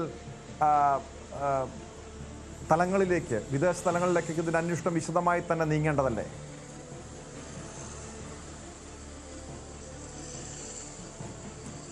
ടോമി കേസിലെ പോലീസ് കുറ്റപത്രം സമർപ്പിച്ചതാണ്. അതിൻ്റെ ആ ബോംബ് സ്ഫോടനവുമായി ബന്ധപ്പെട്ടുകൊണ്ടുള്ള കാര്യങ്ങളിൽ കുറ്റപത്രം സമർപ്പിച്ചതാണ്. ഇനി നടക്കുന്നത് ഇയാളുടെ ഒരു പശ്ചാത്തലം എങ്ങനെയായിരുന്നു എന്നത് സംബന്ധിയായ കാര്യങ്ങളാണ്. അതിന് കുറെ കൂടി അടക്കം വസ്തുതാപരമായ രീതിയിൽ തന്നെ അതിൽ ചില വിശകലനങ്ങളും കാര്യങ്ങളും ആവശ്യമാണ്. പശ്ചാത്തലം ഒന്നുകൂടി പരിശോധിക്കേണ്ടതുണ്ട് എന്ന രീതിയിലാണ് പോലീസ് നിൽക്കുന്നത്. നേരത്തെ മാത്രം സംശയങ്ങൾ ഉയർന്നതാണ്. ഒരു പ്രത്യേക അന്വേഷണം എന്ന രീതിയിൽ തന്നെയല്ല, ഇതുമായി ബന്ധപ്പെട്ടുകൊണ്ട് ഇതിൽ ഇനി കേസിൻ്റെ വിചാരണ വേളയിലടക്കം സമർപ്പിക്കേണ്ട ചില കാര്യങ്ങളുണ്ട്. അപ്പോൾ കൂടുതൽ വെളിപ്പെടുത്തലുകൾ ഇതുമായി ബന്ധപ്പെട്ടുകൊണ്ട് ഇതുവരെ നടത്തിയ അന്വേഷണത്തിൽ ഉണ്ടാകുമെന്ന് തന്നെയാണ് പ്രതീക്ഷിക്കുന്നത്. അപ്പോൾ അത്തരം കാര്യങ്ങളിൽ കുറെ കൂടി അന്വേഷണം വേണമെന്ന നിലപാടിൽ തന്നെയാണ് അന്വേഷണ സംഘമുള്ളത്. ഇപ്പോൾ ഈ കോൾ കൂടി, ഈ ഒരു ഭീഷണിപ്പെടുത്തുന്ന സന്ദേശം കൂടി വരുന്നതോടുകൂടി അവരുടെ ഒരു ആവശ്യത്തിന് കുറച്ചുകൂടി ആധികാരികത വരികയാണ്. കാരണം ഇയാൾക്ക് വേണ്ടി ഇങ്ങനെ വിദേശത്ത് നിന്ന് ഒരു അജ്ഞാതമായ സന്ദേശം വരിക, അതിന് ഉറവിടം കണ്ടെത്താനാകാത്ത രീതിയിലേക്ക് ഇരിക്കുക. മാത്രവുമല്ല, അപ്പോൾ ആരാണ് ഇയാൾക്ക് പുറമേ നിന്ന് സഹായം നൽകുന്നത് എന്നതടക്കമുള്ള കാര്യങ്ങൾ, ചോദ്യങ്ങൾ ഉയരുന്നുണ്ട്. ഒപ്പം ഈ ബോംബ് നിർമ്മാണമൊക്കെ യൂട്യൂബിൽ നോക്കി പഠിക്കുക, ഒരു തവണ പോലും പരീക്ഷണം നടത്താതെ ഇതെല്ലാം തന്നെ ചെയ്തു. അതിൽ 8 പേർ മരിക്കുകയും ഒപ്പം തന്നെ ഒരു 50-ലധികം പേർക്ക് പരിക്കേൽക്കുകയും ചെയ്തൊരു സംഭവമാണ് ഈ സംസ്ഥാനത്തുണ്ടായത്. അപ്പോൾ ഇത് വലിയ രീതിയിൽ തന്നെ ഞെട്ടിപ്പിക്കുന്ന ഒരു കാര്യമായിരുന്നു. അതിൻ്റെ ഒരു ആസൂത്രകൻ അയാൾ തന്നെയായിരുന്നു അത് നടപ്പാക്കിയത്. ഏക പ്രതിയാണിതാൾ. അപ്പോൾ അത് സംബന്ധിയായ കാര്യങ്ങൾ ഇപ്പോഴും സംശയങ്ങൾ നിലനിൽക്കുന്നുണ്ട്. അത് ദൂരീകരിക്കേണ്ടതുണ്ട്. അതുകൊണ്ടാണ് ഇപ്പോൾ വന്നിരിക്കുന്ന കോൾ അടിസ്ഥാനമാക്കി തന്നെയും ഇയാളുടെ പശ്ചാത്തലം സംബന്ധിയായ കാര്യങ്ങളിൽ ഇതുവരെ നടത്തിയ അന്വേഷണവും ഇതെല്ലാം തന്നെ ലിങ്ക് ചെയ്ത് പോകുന്നതാണ്. അതുകൊണ്ട് കൂടുതൽ അന്വേഷണങ്ങൾ ഇക്കാര്യത്തിൽ സ്വാഭാവികമായും തന്നെ ഉണ്ടാകും. ഒരുപക്ഷെ ഇതിനൊപ്പം തന്നെയായിരിക്കും അതെല്ലാം തന്നെ നടന്നു പോകാൻ സാധ്യത. വിചാരണ വേളയിലടക്കം ഇത്തരം കാര്യങ്ങൾ അന്വേഷണ സംഘം അത് കോടതിയിൽ തന്നെ ധരിപ്പിക്കാനാണ് സാധ്യതയുള്ളത്. ടോം. വ്യക്തമാണ്. ഡാനി പോളാണ് കൊച്ചിയിൽ നിന്ന് വിവരങ്ങൾ നൽകിയത്. കളമശ്ശേരി സ്ഫോടന കേസിലെ സാക്ഷികൾക്കാണ് വിദേശത്തു നിന്നും ഭീഷണി സന്ദേശം എത്തിയിരിക്കുന്നത്. സൗന്ദര്യവർദ്ധക ചികിത്സാ പിഴവിന് അന്വേഷണം നേരിടുന്ന കോസ്മെറ്റിക് ഹോസ്പിറ്റലിനെതിരെ ചികിത്സാ പിഴവിന് മുൻപും കേസ്. 2021 ഇവിടെ സമാന ശസ്ത്രക്രിയയ്ക്ക് വിധേയനായ കൊട്ടാരക്കര സ്വദേശി അമൃത് രാജിന്റെ മരണം ചികിത്സാ പിഴവ് കാരണമെന്ന ബന്ധുക്കളുടെ പരാതിയിൽ പേട്ട പോലീസാണ് എഫ്ഐആർ ഇട്ടത്. ചികിത്സാ പിഴവിനെ തുടർന്നായിരുന്നു മരണമെന്ന് മെഡിക്കൽ ബോർഡും കണ്ടെത്തിയിരുന്നു. എന്നിട്ടും പ്രവർത്തനം തുടർന്ന ക്ലിനിക്കിനെതിരെ നടപടി ആവശ്യപ്പെട്ട് മുഖ്യമന്ത്രിക്ക് പരാതി നൽകാൻ ഒരുങ്ങുകയാണ് അമൃത് രാജിന്റെ കുടുംബം. ഞാൻ പറഞ്ഞു എനിക്ക് അവനെ ഒന്ന് കാണണം, അതും കാണിക്കില്ല. അപ്പോൾ 10:30 ഇവർ ഒരു തരത്തിലും ഇത് ഡിസ്ചാർജ് ചെയ്യാനോ ആംബുലൻസ് വരാൻ പറഞ്ഞൊക്കെ നോക്കട്ടെ, ഇപ്പം മൂവ് ചെയ്യാൻ പറ്റില്ല, ഒരു അരമണിക്കൂർ 1 മണിക്കൂർ ഒന്ന് കഴിഞ്ഞിട്ട് നമുക്ക് മൂവ് ചെയ്യാം എന്നുള്ള രീതിയിൽ പറഞ്ഞു. എന്നിട്ട് ഞാൻ സമ്മതിക്കാം. അപ്പോഴത്തേക്കിന് 10:30 11 മണിയായി. ആംബുലൻസ് 11:30 12 മണിക്ക് ആംബുലൻസ് വന്നു. ആംബുലൻസ് വന്നപ്പോഴത്തേക്കിനും പുള്ളി പറഞ്ഞത് ബില്ലുണ്ട്, ഡിസ്ചാർജ് ബില്ലുണ്ട്, അതൊന്ന് പേ ചെയ്യണം. ഞാൻ പറഞ്ഞു ഓക്കെ ഞാൻ പേ ചെയ്യാമെന്ന് പറഞ്ഞു. 10,000 രൂപയാണ് ബില്ല്. അത് താഴെ ഞാൻ കൗണ്ടറിൽ പോയി, അത് ഈ താഴെയാണ്, ഈ ഫസ്റ്റ് വന്ന കൗണ്ടറിൽ താഴെ വന്നു ബില്ല് പേ ചെയ്തിട്ട് ഞാൻ ആ ഗ്രൗണ്ടിൽ നിന്ന് ഇറങ്ങി ആംബുലൻസ് കിടക്കുന്നിടത്തോട്ട് വന്നപ്പോൾ എന്നെ മേളിൽ നിന്ന് അവർ വിളിച്ചു, ഒന്ന് മേളിലോട്ട് വരണമെന്ന് പറഞ്ഞു. ഞാൻ മേളിലോട്ട് ചെല്ലുമ്പോൾ അപ്പം ബിബിലേഷ് ഇല്ല അവിടെ. അപ്പോൾ ഈ മിസ്റ്റർ ഹരിദാസ് ആ ഡോക്ടറായിരുന്നു, അതിൻ്റെ MD ആണെന്ന് പറഞ്ഞു, പുള്ളിയുടെ ആണ് ഹോസ്പിറ്റലെന്ന് പറഞ്ഞു. പുള്ളി എന്നെ ക്യാബിനിൽ വിളിച്ചുകൊണ്ട് പോയിട്ട് കുറേ കാര്യങ്ങൾ പറഞ്ഞിട്ട് അവസാനം ഞാൻ ചോദിച്ചു എന്താണ് എൻ്റെ അനിയൻ്റെ അവസ്ഥ എന്ന് പറഞ്ഞപ്പോൾ പറഞ്ഞത് ആൾ പോയി എന്നാണ് പറയുന്നത്. എൻ്റെ അനിയനും ഇതേ ഇൻസിഡൻറ്റ്, ആ മെഡിക്കൽ റിപ്പോർട്ട് എനിക്ക് വിശ്വാസമല്ലാത്തതുകൊണ്ട് എനിക്ക് അപ്പെക്സിൽ പോകണം, ഞാനിത് ഇനിയിപ്പം CM കാണുക, ഞങ്ങളുടെ പ്രശ്നങ്ങൾ അദ്ദേഹത്തിനോട് പറയുക, DGPയെ കാണുക, എന്തുകൊണ്ട് എനിക്ക് ഈ നീതി നിഷേധം ഉണ്ടായി എന്ന് അദ്ദേഹത്തിനോട് പറഞ്ഞാൽ എന്തുകൊണ്ട് ഇത് അപ്പെക്സിൽ പോയില്ല, അല്ലെങ്കിൽ ആ ഡൗട്ട് വെച്ചിട്ട് പോകാമായിരുന്നു, ശ്രദ്ധിക്കാമായിരുന്നു. വിവരങ്ങളുമായി തിരുവനന്തപുരത്ത് നിന്ന് BV അരുൺ ചേരുന്നുണ്ട്. അരുൺ, കഴിഞ്ഞ ദിവസമാണ് ഈ കോസ്മെറ്റിക് ഹോസ്പിറ്റലിനെതിരെ ഗുരുതരമായിട്ടുള്ള ആരോപണം ഉയർന്നു വന്നത്. അതായത് അവിടെ ശസ്ത്രക്രിയ നടത്തിയ, അവിടെ ചികിത്സയ്ക്കെത്തിയ ഒരു യുവതിയുടെ കൈകാൽ വിരലുകൾ നഷ്ടപ്പെടുന്ന സാഹചര്യം. പക്ഷെ പിന്നീട് ഈ ഹോസ്പിറ്റലുമായി ബന്ധപ്പെട്ട നിരവധി ആരോപണങ്ങൾ ഉയർന്നു വരുന്നുണ്ട്. ഇത്തരം ചികിത്സാ പിഴവുകളുള്ള ആശുപത്രിക്ക് എങ്ങനെയാണ് ലൈസൻസ് കിട്ടിയത് തുടങ്ങിയ പല കാര്യങ്ങളിലും ദുരൂഹതയുണ്ട്. അതിനിടെയാണ് 2021 പരാതി വീണ്ടും ഉയർന്നു വരുന്നത്. എന്താണ് ന്യൂസ് 18നോട് ആ കുടുംബം, അതായത് അമൃതരാജിൻ്റെ മരണപ്പെട്ട അമൃതരാജിൻ്റെ കുടുംബം വിശദീകരിക്കുന്നത്? അവരുടെ ഇനി ഈ കേസുമായി ബന്ധപ്പെട്ട് കൂടുതൽ നിയമ നടപടികൾക്ക് ഒരുങ്ങുകയാണോ ഇവർ? ഏറ്റവും സ്ഥലങ്ങളും പേരുകളും മാത്രമേ മാറുന്നുള്ളൂ. അമൃതരാജ് കൊട്ടാരക്കര സ്വദേശിയായിരുന്നു. 2021 ഈ ശസ്ത്രക്രിയയ്ക്ക് വിധേയനായി. നീതു ഈ തിരുവനന്തപുരം മുട്ടത്തറ സ്വദേശിയും. പക്ഷേ ഈ രണ്ട് കുടുംബങ്ങളും പറയുന്ന ഒരേ കാര്യമാണ്, ഒരുപക്ഷെ ഈ എങ്ങനെയാണ് ഈ ശസ്ത്രക്രിയയ്ക്ക് ഇവർ സ്വാധീനിച്ചത്, അല്ലെങ്കിൽ ഇവരെ അതിലേക്ക് ക്യാൻവാസ് ചെയ്തത്, അതുമുതൽ ഈ ദുരവസ്ഥ ഉണ്ടായതുവരെ ഇപ്പോഴത്തെ ഈ അവസ്ഥയിലേക്ക് കുടുംബങ്ങൾ എത്തിയതുവരെയുള്ള കാര്യങ്ങളെല്ലാം ഏകദേശം ഒരുപോലെയാണ്. ചികിത്സ കഴിഞ്ഞ് നീതുവിനെ ആ ദിവസം തന്നെ വീട്ടിലേക്ക് വിട്ടെങ്കിൽ അമൃതരാജിൻ്റെ വീട് കൊട്ടാരക്കര ആയതുകൊണ്ട് ഒരു ദിവസം കൂടി ആശുപത്രിയിൽ താമസിപ്പിച്ചു. അടുത്ത ദിവസം അമൃതരാജും വീട്ടിലേക്ക് പോയി. നീതുവിനോട് ക്ഷീണമുണ്ടെന്ന് പറഞ്ഞപ്പോൾ ഈ ഡോക്ടർ ബിബിലീഷ് പറഞ്ഞത് കഞ്ഞിവെള്ളം കുടിച്ചാൽ മതി, ഉപ്പിട്ട കഞ്ഞിവെള്ളം കുടിച്ചാൽ മതി, ശരിയാവും, ക്ഷീണവും BPയും ഒക്കെ ശരിയാകുമെന്ന് തന്നെയാണ്. അതേ കാര്യമാണ് അമൃതരാജിനോടും പറഞ്ഞത്. അമൃതരാജ് വീട്ടുകാരുടെ സമ്മതമില്ലാതെയാണ് ഈ ശസ്ത്രക്രിയയ്ക്ക് വന്നത്. അദ്ദേഹം കുറച്ച് തടിച്ച ശരീരപ്രകൃതിയുള്ള ആളുമായിരുന്നു. അതുകൊണ്ട് തന്നെ ഈ കൊഴുപ്പ് മാറ്റിയാൽ ശരിയാകുമെന്ന പ്രതീക്ഷയായിരുന്നു. കോവിഡ് കാലത്താണ് ഈ ആശുപത്രി അധികൃതർ ഇദ്ദേഹത്തെ സ്ഥിരമായി ബന്ധപ്പെട്ടത്. കോവിഡിന് ശേഷം ശസ്ത്രക്രിയ വിധേയനാവുകയും ചെയ്തു. പക്ഷേ അധിക ദിവസം ജീവനോടെ ഇരുന്നില്ല. ഈ ശസ്ത്രക്രിയയ്ക്ക് ശേഷം ഈ അമൃതരാജ് എന്ന യുവാവ് വളരെ വേഗത്തിൽ തന്നെ ആരോഗ്യ പ്രശ്നം ഉണ്ടായിരുന്നു. ആദ്യ ദിവസം ആശുപത്രി വിളിക്കുമ്പോൾ കഞ്ഞിവെള്ളം കുടിക്കാൻ പറഞ്ഞു. വീണ്ടും 2-3 ദിവസം വിളിച്ച ശേഷമാണ് ആശുപത്രിയിലേക്ക് ചെല്ലാൻ തന്നെ അവർ അനുവദിച്ചത്. അപ്പോൾ സുഹൃത്തുക്കളെയും കൂട്ടിയാണ് അമൃതരാജ് അവിടേക്ക് പോയത്.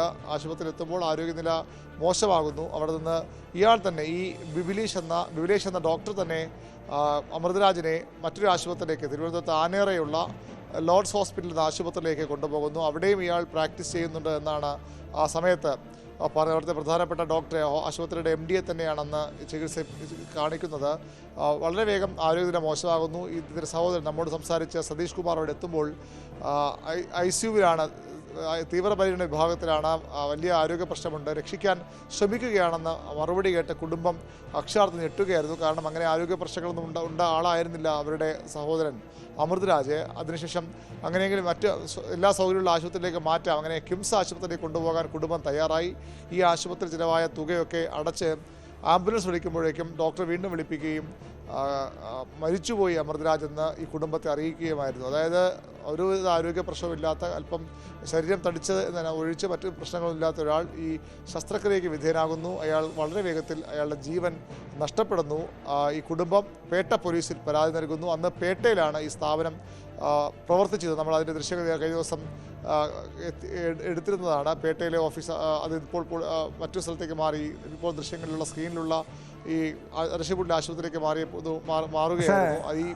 അരുൺ, ഇങ്ങനെ ഒരു FIR ഇട്ട ഗുരുതരമായിട്ടുള്ള ചികിത്സാ പിഴവ് ആവർത്തിക്കുന്ന ഒരു ആശുപത്രിക്ക് എങ്ങനെയാണ് ഈ ലൈസൻസ് കിട്ടിയത് തുടങ്ങിയ കാര്യത്തിൽ ഇപ്പോഴും ദുരൂഹതയുണ്ടല്ലോ. മാത്രമല്ല ഇന്നലെ IMA പോലും ഇവരെ ന്യായീകരിച്ച് രംഗത്തെത്തുന്നു. ഇവിടെ ചികിത്സാ പിഴവല്ല, ഇതുമായി ബന്ധപ്പെട്ട ചികിത്സാ അപകടമാണ് സംഭവിച്ചത് എന്നാണല്ലോ പറയുന്നത്. ഇതേ ന്യായങ്ങൾ തന്നെയായിരുന്നു ഈ അമൃതരാജിൻ്റെ മരണത്തിലും ഇവർ പറഞ്ഞത്. എന്തെങ്കിലും നഷ്ടപരിഹാരമെങ്കിലും ആ കുടുംബത്തിന് ലഭിച്ചിരുന്നോ?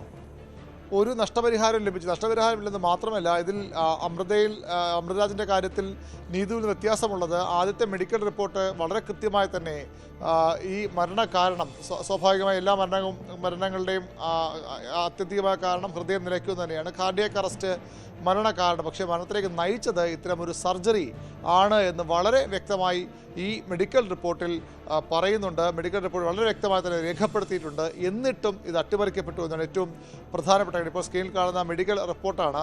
ആ റിപ്പോർട്ട് അവസാന ഭാഗത്ത് വളരെ വ്യക്തമായി തന്നെ പറയുന്നുണ്ട് ഇത് ഈ സർജറിയാണ്. ഈ സർജറിയുടെ തുടർ ചികിത്സ ഇല്ലാത്തതുകൊണ്ടോ അല്ലെങ്കിൽ അതിൻ്റെ ഫലമായോ ആണ് ഈ മരണത്തിലേക്ക് യുവാവ് പോയെന്ന് വളരെ വ്യക്തമായി പറയുന്നു ആദ്യത്തെ മെഡിക്കൽ റിപ്പോർട്ട്. പിന്നീട് അതിനുശേഷം ഈ നടപടിയൊന്നും ഉണ്ടായില്ല. വീണ്ടും മുകൾത്തട്ടിലുള്ള സമിതികൾ അന്വേഷിച്ചു. അതിനുശേഷമാണ് ഇവരൊന്നും എത്താതെ പോയത്. ഈ കുടുംബത്തോട് പോലീസ് ഈ കേസ് അവസാനിപ്പിക്കുകയാണ്. മെഡിക്കൽ ബോർഡിൻ്റെ റിപ്പോർട്ട് നിങ്ങൾക്ക് പ്രതികൂലമാണ്. ആദ്യത്തെ റിപ്പോർട്ട്, രണ്ടാമത്തെ റിപ്പോർട്ട് പ്രതികൂലമാണ്. അതുകൊണ്ട് അന്വേഷണം അവസാനിപ്പിക്കാൻ ഒപ്പിട്ട് നൽകണമെന്ന് ആവശ്യപ്പെട്ടു. അത് ചെയ്തിട്ടില്ല. അതായത് ഈ അന്വേഷണം അവസാനിപ്പിച്ചതിന് ആ കുടുംബത്തിൻ്റെ ഒരു സമ്മതമില്ല. അങ്ങനെ ആ കേസ് ഒരിടവും എത്താതെ പോവുകയായിരുന്നു. ഏറ്റവും ശ്രദ്ധിക്കേണ്ടത് ആദ്യം മെഡിക്കൽ ബോർഡ് തന്നെ ഇതിൽ ചികിത്സാ പിഴ ഉണ്ട് എന്ന് കണ്ടെത്തി. എന്നിട്ടും ഈ കേസ് ഒരിടവും എത്താതെ പോയെങ്കിൽ സ്വാഭാവികമായും ടോം ചോദിച്ചതുപോലെ ഇയാളുടെ സ്വാധീനം എന്താണ്, എത്രത്തോളം വരെ സ്വാധീന ശക്തിയുള്ള ഒരു ഗ്രൂപ്പായിരിക്കാം അല്ലെങ്കിൽ ഡോക്ടറായിരിക്കാം ഈ ആശുപത്രിയുടെ തലപ്പത്തുള്ളത് എന്നത് വളരെ പ്രധാനപ്പെട്ടതാണ്. അതുകൊണ്ട് കൂടിയാകാം ഒരുപക്ഷെ ഇതുവരെയും ഇപ്പോഴും മെഡിക്കൽ ബോർഡ് ചേർന്ന് ആ റിപ്പോർട്ടിൻ്റെ ഉള്ളടക്കമൊക്കെ ആ രീതിയിൽ പുറത്തു വരാതെയും അല്ലെങ്കിൽ തുടർ നടപടിയിലേക്ക് പോകാതെയും ഇരിക്കുന്നത്. ഇയാളെ ഇതുവരെ അറസ്റ്റ് ചെയ്യാൻ പോലീസ് തയ്യാറാകാത്തത്. ഇങ്ങനെ ഗുരുതരമായ ആരോപണം നേരിട്ട ഒരു സ്ഥാപനത്തിന് പേട്ടയിൽ നിന്ന് മാറി 5-6 കിലോമീറ്ററുകൾ അപ്പുറമുള്ള അരശുമൂട്ടിൽ തീർച്ചയായും എന്തായാലും ഇതിന്റെ ലൈസൻസ് എങ്ങനെ കിട്ടിയത് ഉൾപ്പെടെയുള്ള കാര്യങ്ങൾ പരിശോധിക്കേണ്ടതാണ്. മാത്രമല്ല കൃത്യമായ യോഗ്യത ഉള്ളവരാണോ ഇവിടെ ഈ സൗന്ദര്യവർദ്ധക ചികിത്സ നടത്തുന്നത്? ഇതുമായി ബന്ധപ്പെട്ട പല സ്ഥാപനങ്ങളും കേരളത്തിൽ അങ്ങോളം ഇങ്ങോളമുണ്ട്. പ്രത്യേകിച്ചും ഹെയർ ഫിക്സിങ് അല്ലെങ്കിൽ സൗന്ദര്യവർദ്ധക ആശുപത്രികളൊക്കെ. ഇതിൽ പല ഡോക്ടർമാർക്കും യോഗ്യതയില്ല എന്ന ആരോപണങ്ങളൊക്കെ ഉയർന്നു വന്നിട്ടുള്ളതുമാണ്. ഈ ആശുപത്രിയിൽ ഇവിടെ ചികിത്സ നടത്തുന്നവരുടെ ഡോക്ടർമാരുടെ യോഗ്യത സംബന്ധിച്ചുള്ള ആക്ഷേപം ആർക്കെങ്കിലും ഉണ്ടോ? അത്തരം സംശയങ്ങളൊക്കെ ഇപ്പോൾ സ്വാഭാവികമായും ഉയർന്നു വരുന്നുണ്ട്. ഡോക്ടർമാരുടെ യോഗ്യതയും അതുപോലെ തന്നെ ഇവിടുത്തെ സ്ഥാപനത്തിൻ്റെ ഫെസിലിറ്റിയും ഒക്കെ. കാരണം ഇത്തരമൊരു ശസ്ത്രക്രിയ നടത്തി ആളുകളെ വീട്ടിലേക്ക് വിടേണ്ടതാണെന്നൊക്കെ സ്വാഭാവികം പറഞ്ഞത് ഡേ കെയർ ട്രീറ്റ്മെൻ്റ് ആണ് എന്നാണ് ഇന്നലെ IMAയുടെ മേധാവി സുൽഫി ഇന്നലെ സംസാരിക്കുമ്പോൾ പറഞ്ഞത്. ഒരുപക്ഷെ അങ്ങനെ ആയിരിക്കാം, ഡേ കെയർ ട്രീറ്റ്മെൻറ്റ് തന്നെയാകാം. പക്ഷേ അങ്ങനെ വരുമ്പോഴും ഞായറാഴ്ചകൾ അവധിയുള്ള ആശുപത്രിയാണ്. ഒരു അടിയന്തര സാഹചര്യം ഉണ്ടായാൽ എങ്ങനെ ഈ കുടുംബം ചികിത്സ അല്ലെങ്കിൽ രോഗിയോ അല്ലെങ്കിൽ അവരുടെ കുടുംബമോ ഇയാൾക്ക് എന്ത് ചികിത്സ നൽകും, അതിൽ പോലും കൃത്യമായ ഒരു വിശദീകരണത്തിന് ഈ ആശുപത്രി പലപ്പോഴും തയ്യാറായിട്ടില്ല. അമൃതരാജിൻ്റെ കാര്യത്തിലും അതുപോലെ തന്നെ നീതുവിൻ്റെ കാര്യത്തിലും ഒരേ സംഭവങ്ങളാണ്. കൃത്യമായ ഒരു സ്ക്രിപ്റ്റ് പോലും വളരെ കൃത്യമാണ്. നേരത്തെ അമൃതരാജിൻ്റെ കുടുംബത്തോടും അതേ കാര്യങ്ങളാണ് നീതുവിൻ്റെ കുടുംബത്തോടും ഇവർ ആവർത്തിച്ചത്.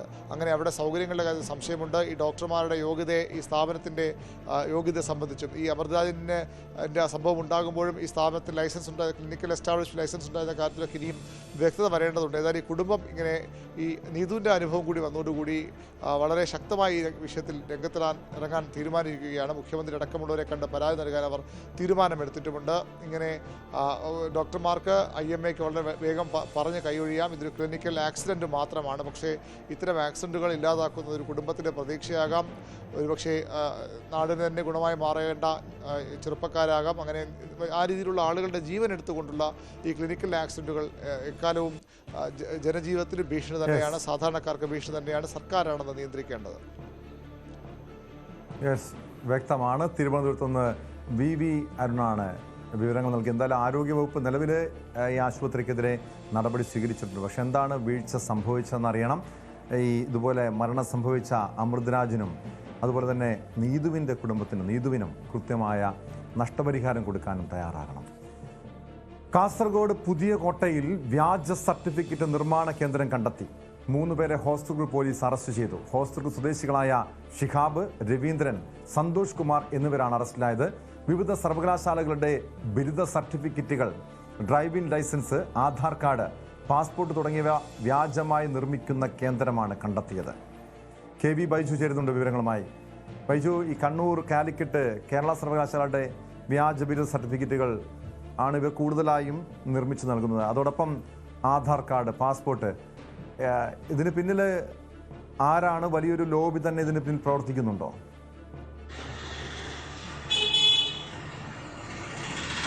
ടോമേ, ഇതിൽ ഏറ്റവും പ്രധാനം കാഞ്ഞങ്ങാട് പോലീസ് സ്റ്റേഷന്, അതായത് മൂക്കിന് താഴെയാണ് ഈ കേന്ദ്രം പ്രവർത്തിച്ചു എന്നത് തന്നെയാണ്.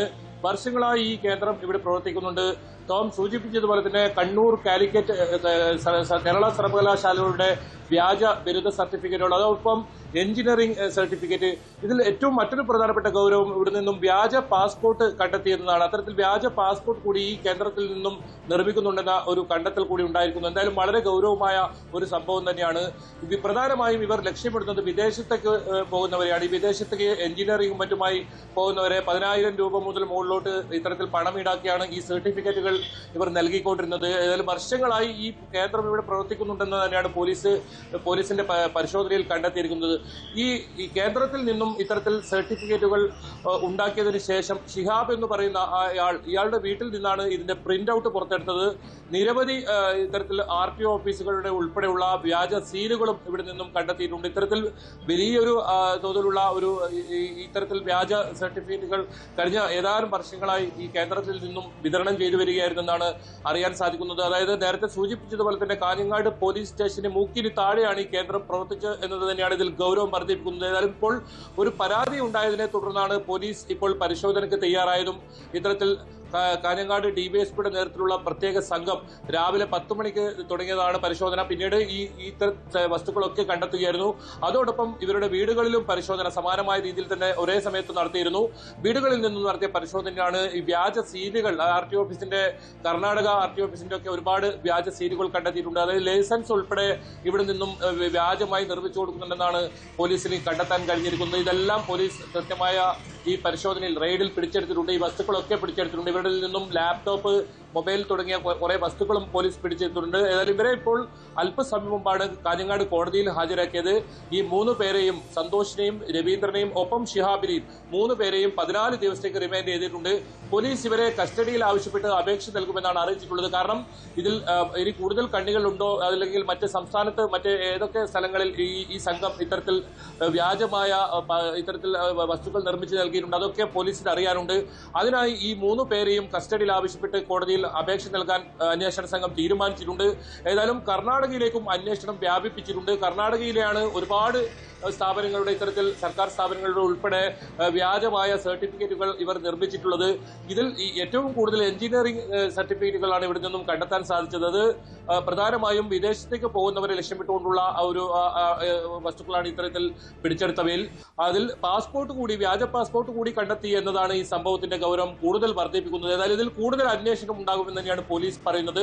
സമാനമായ രീതിയിൽ തന്നെ ചീമേനിയിലെ ഒരു കേന്ദ്രത്തിലും പോലീസ് പരിശോധന നടത്തിയിരുന്നു. ഇവിടെയാണ് കാഞ്ഞങ്ങാടാണ് ഏറ്റവും കൂടുതൽ. വിവിധ സർവകലാശാലകളുടെ ഡിഗ്രി സർട്ടിഫിക്കറ്റ് അടക്കം നൽകുന്ന സ്ഥാപനത്തിനെതിരെയാണ്, തട്ടിപ്പ് സ്ഥാപനത്തിനെതിരെയാണ് പോലീസ് നടപടി സ്വീകരിച്ചിരിക്കുന്നത്. ഇത് കൂടുതൽ തലങ്ങളിലേക്കൊക്കെ അതിന്റെ അന്വേഷണം നീങ്ങേണ്ടതല്ലേ? നേരത്തെ ബൈജു സൂചിപ്പിച്ചതുപോലെ കർണാടകയിലേക്ക് അന്വേഷണം നീങ്ങുന്നുണ്ട്. പക്ഷേ കേരളത്തിൽ അങ്ങനെയെങ്കിൽ ഈ സ്ഥാപനത്തിൽ നിന്നും വ്യാജ സർട്ടിഫിക്കറ്റുകൾ നേടിയ കൂടുതൽ ആളുകളുണ്ടാകാം, ഇതിന് പിന്നിൽ കൂടുതൽ പേർക്ക് പങ്കുണ്ടാകാം. ഈ സ്ഥാപനത്തിന് ഉടമകൾ പിടിയിലായിട്ടുണ്ടോ, അതോ ഈ നിലവിൽ അറസ്റ്റിലായ ഈ 3 പേരുമാണോ ഇത് പ്രവർത്തിപ്പിച്ചിരുന്നത്?